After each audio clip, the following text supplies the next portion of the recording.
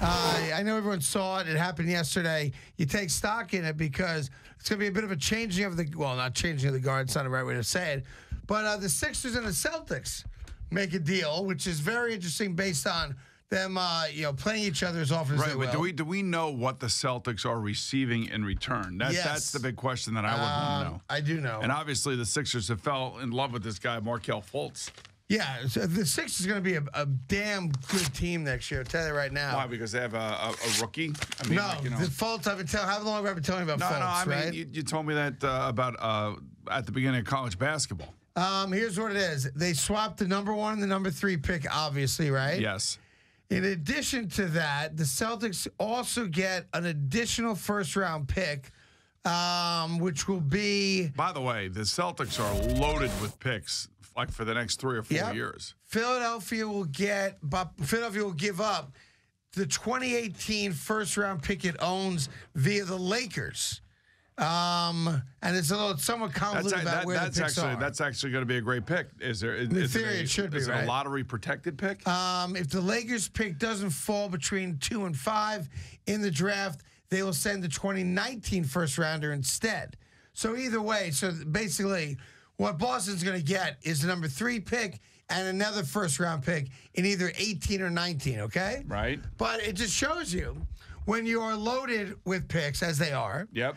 When you are loaded with talent, as they are, and you're in love with your point guard, Isaiah Thomas, which they are, then you are able to make moves like this. They're locked and loaded now for probably the next 5 years with draft picks, and Danny Ainge is a smart basketball guy.